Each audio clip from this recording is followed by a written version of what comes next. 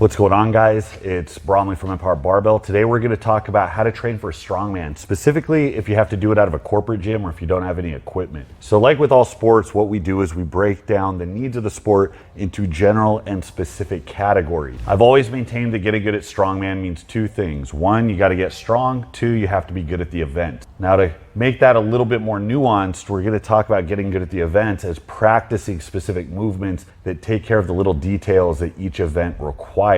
But we can spend most of our time building our base as wide as we can to really set us up for success once we do get into that specific mode of training. So the general qualities we need, that's just basic physical ability. It's not really in the context of a specific event or the needs of any one mode of strongman event training. So I break it up into strength, power, and endurance. Those are the three big qualities that benefit most all strongman events. Strength is just the ability to produce force. What is your maximum force production? Specifically for strongman, we want to focus on not just increasing force production, but rep capacity. Strongman concerns itself with density. You usually have a minute, sometimes more than a minute, and on static events, most of them are for reps, especially at the amateur level. You get a lot more rep events because they're easier for promoters to run. So you have to get really good at building up your rep capacity. I've seen guys that were easily the strongest ones on the field gas out on moving events, gas out on rep events because they just never trained in that threshold, never went over 3 reps. So they really struggled. So you want to be able to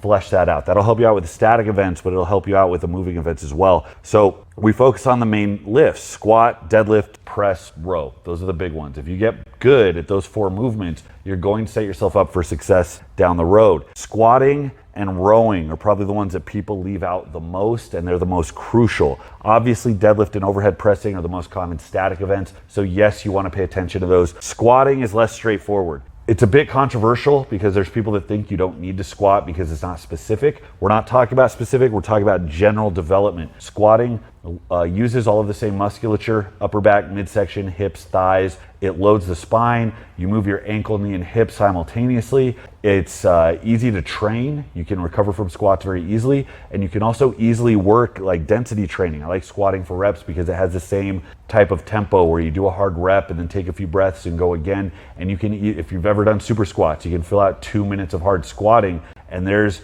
essentially your strength, power, and endurance training all at one. It's a very productive mode. Can you be a good strongman without squatting? Sure, I guess you can. I don't know why you would want to, though, because it checks so many boxes, especially if you don't have access to the actual equipment and you need to be just as well-rounded as possible. Squatting is fantastic. I know that when I'm not in a specific training block, if my log press goes up, if my log clean goes up, if my loading increases, it's always a direct result of my squat getting better. It just makes you better at those movements, provided that you're efficient at them. So it's a big part of your base. Rowing is another one. You don't just need a strong upper back. For stability purposes, for things like pressing, you physically need to be able to pull things to you. Every time you do a front carry, every time you do a stone where you pull it in your lap, every time you clean a log, even when you're trying to stabilize on things like yokes, your upper back strength is huge, and that's going to be a direct byproduct of your ability to row. So bent over barbell rows are probably the best thing. So if you improve your strength base by focusing on those 4 movements, you're going to be golden. For deads, you want to make sure that elevated deadlifts are some type of staple. You don't go as heavy as you can year round, but elevated deadlifts should routinely pop in. I'd say somewhere between 13 and 16 inches is a good height. You could have the best deadlift on the field, but if it's an elevated deadlift and you have a weak lockout, you're not going to do well. That type of strength-specific development from elevated deadlifts also carries over a lot to other events, because most of what you do in strongman when you hinge is a very short hip pop. It's like that when you clean a log. It's like that when you pick up a stone or when you load a stone. It's like that when you pick up a yoke or farmer walk handle. So getting your lockout strong on your deadlift is really important. I would argue more so than having the best full range deadlift from the floor. Overhead pressing, you want to pick your poison. I always recommend push pressing. It transfers over to the most amount of implements. It allows you to be stable because you don't have to worry about jerking back under it, which is very unstable. So especially if you haven't had practice with things like logs, dumbbells, whatever, as you get odd implements, you want to be able to be stable, to move it while being stable. So if you become a very, very good jerker, and I had this problem when I started, if you become really good with a jerk, you're going to find that when you're with a foreign implement you're not used to, for me it was a log, I sucked at logs, that you lose that stability, which means you can't move any weight. It doesn't matter what your jerk is if you can't balance and coordinate under the weight. So push pressing is going to give you the absolute widest base. It's great for developing raw pressing power in addition to dialing in the explosiveness of your leg drive, getting that to transfer into your press and getting a really brutal lockout. Push pressing is great. There's a lot of guys, a lot of middleweights who've gotten really good with a push jerk and are brutally strong. And even if they push jerk more than I do, I never really lose confidence that I could take them out in most events, because my push press means that I don't expend energy so quickly on rep events. It means that I can be a lot more stable on uneven surface. I've had to press in gravel, on driveways that are slanted. I've had to press in fields with potholes. There's a lot of movements where there are a lot of scenarios where having a very stable base to press off of is going to be the difference between doing well and just absolutely tanking. So drill your push press. If you get that up, that's going to be the best indicator that you're able to transfer that power onto other overhead events. So going into power is important, but less so than strength and endurance. Power is just your ability to move weight quickly. Now, when I say quickly, I mean explosively, as in a jump, a weighted jump, as in a clean or a snatch. Those are power movements. So in strongman, that pops up when you're talking about, let's say, loading a stone to a very high platform. It pops up when we're talking about throwing a weight over a bar for distance. Those do pop up every now and then, but they're not that common. Not so much that this should take up a big part of your training. Power development is very easy to implement, so we can still include it as warm-ups. We can still include it on different days or event days if you do have them. Any type of weighted jump is going to do. Any type of body weight like depth jumps or box jumps will help. Any type of weighted throw is going to be good. Medicine ball throws. You could throw, chuck weights forward. You could throw them over your head. You can get creative. As long as you're regularly doing something that gets you comfortable with moving with a violent intent, that's going to make you better at a few events specifically. Again, weights, loading to very high platforms can help with log cleans. Most everything else in strongman is going to boil down to your basic strength and endurance and how you can transfer that in an event specific way. So then we get to endurance. Now this is where a lot of guys fail, especially newer guys, because most strongmen get their endurance training from actually doing events, from actually doing longer farmer walks or medleys or rep events with the implements. For you guys that don't, you need to make sure that you're able to last into like the 45-second, 1 minute range without completely gassing out. And I've seen a lot of guys, especially starting out amateur circuit, I've seen a lot of guys who are good powerlifters, who are very, very strong, who are physically good enough to handle all of the implements, but they just did not have a motor. 3 reps was about their limit. It didn't matter what the weight was. And once you got to that 30-second threshold, it was just game over. And I can think of a few guys off the top of my head that should have won contests and they just couldn't hang long enough. So one of the best modes is just density work with static movements, making sure you're getting into a 45-second, 1 minute range with a deadlift for reps or a squat for reps or press for reps.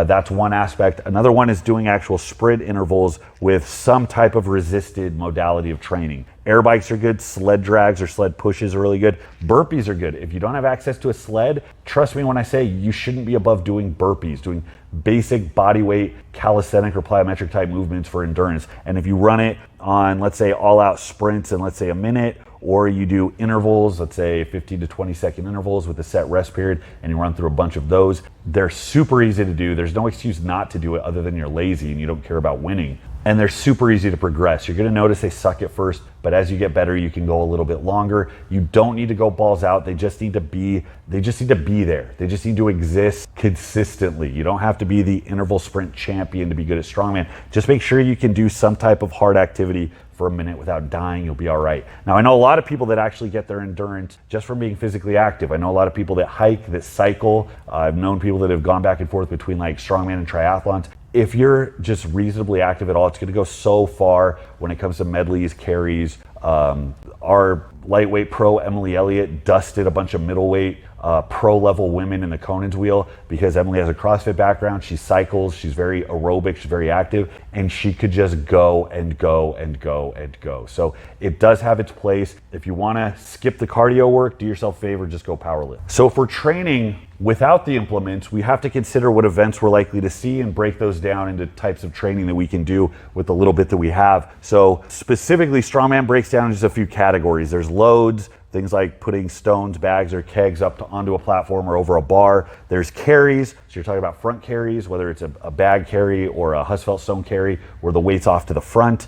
There's static movements, which are all of your deadlift and overhead press variations that you're going to see with all the different implements. And then there's the miscellaneous ones. Those are the one-offs, okay? Those are the ones that you're not going to get good at unless you're training them specifically. If you come in and you're very strong and you have good motor, yeah, you're going to be set up better for success than if you didn't. But eventually, if you are getting competitive, you get to the point where you want to win contests, you have to train them specifically. But as you do more contests, these are going to be the ones you like training the least because you realize they don't carry over to everything else. So if you do, let's say, a lot of bag loading, you're going to find that your bag picks get better, your stone picks get better. You're going to find that your ability to crush the weight as you carry it is going to get better. So you really start to look for the things that check the most boxes all at once. Doing tire flips, it's a good strength endurance workout and it makes you better at tire flipping. Doesn't tend to make you better at a lot else. Fingal fingers are another one. Absolutely nothing I've done in 15 years of strongman prepared me for fingal fingers. I've done it twice. It's kicked my ass both times, and I don't have a good way to train it. So that's a frustrating one for me specifically. So I just focus on getting stronger and getting my base wider.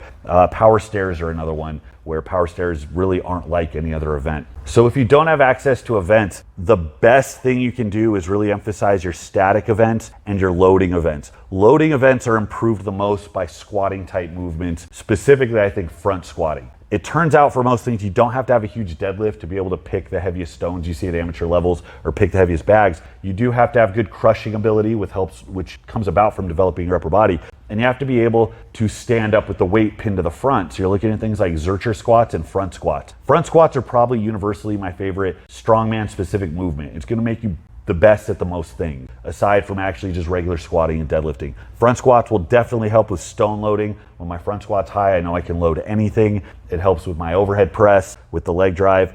Front squats help with tire flips. It helps with anytime you're pushing something or the weight's out in front of you. Front squats are a fantastic movement. With carries, really the best you can do is condition your posterior chain to just move and stay tight long enough to last. Without something physically to carry in front of you, all you can do is really just increase your rep capacity on compound movements. There really isn't a lot else you can do unless you find a big, heavy, awkward implement to actually carry. With things like farmer walks, you can get your grip stronger and you can focus on getting your deadlift and squat higher, and that will help you be more stable with implements. But like I said, as far as specificity goes, you're not going to win yoke, farmer walk, or front carry races unless you've had the ability to train those. Events are going to be just as much, contests you sign up for are going to be just as much about learning and getting better as they are going to be about actually showing up trying to do well. So it's important you know that your first few contests, you're going to be taking your lumps. You're going to be exposing yourself to these different things that you haven't done or that you don't have access to train,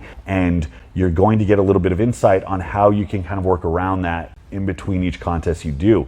Eventually, if you want to be competitive, because we're past the days of strongman being the Wild West where we just take a bunch of strong guys and have them do a bunch of weird shit they're not used to. We're into the realm of specificity. If you want to be great, eventually you do have to get the implements, because races come down to a split second, especially at the amateur level. Everything is a foot race. You'll almost never see really heavy farmers or really heavy yokes where there's a lot of separation. It's always speed, speed, speed, which means precision is huge. And you're not going to get that precision unless you're actually doing the carries in that threshold, in that time threshold that you need to. So while you're starting out, if you're looking to get points on the static events, the better your deadlift, your squat, and your press is, the better you're going to be, even if you're new to a log, new to the different deadlift variations you might do, side handle deadlifts, elevated deadlifts. So you actually have a pretty big capacity to round yourself out by building up these general capabilities and going in. If somebody has a 700-pound deadlift, they're going to do well in the static events in an amateur strongman contest, period. If it's elevated, you're still gonna do well. If it's side handle, you're still gonna do well. So your goal should be to get those general qualities as high as possible. So my recommendation to all of you is to spend as much time here as you can.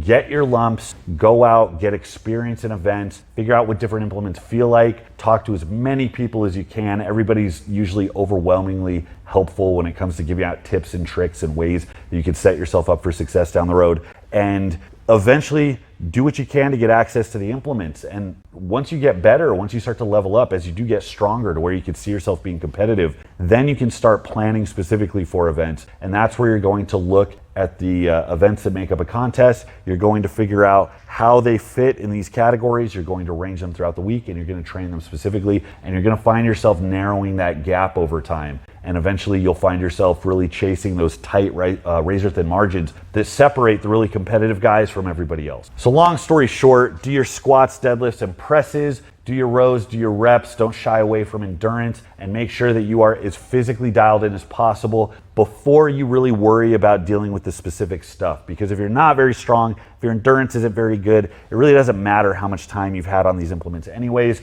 The specificity you need that's gonna really dial you into those is really gonna be merited further on when you are more developed, when you do stand a chance of being competitive, and when you are chasing those razor thin margins. Most of my competitive training early on was done in an LA Fitness, and I had very limited access to events. I still steadily got better every time I went to a contest, and by the time I had a good 8 or 10 contests under my belt, I had a pretty good idea of what was going on and how to structure my training, and that led to a completely secondary surge of performance that was based more on strongman specific qualities. For you guys that are starting out, get your strength up first, then worry about this stuff secondarily. That's my advice. Let me know what questions you have. Go ahead and leave them in the comment box, or go ahead and start a thread on the forum, empire-forum.com. Thanks for watching, guys. Till next time, this is Bromley at Empire Barbell. I'll see you.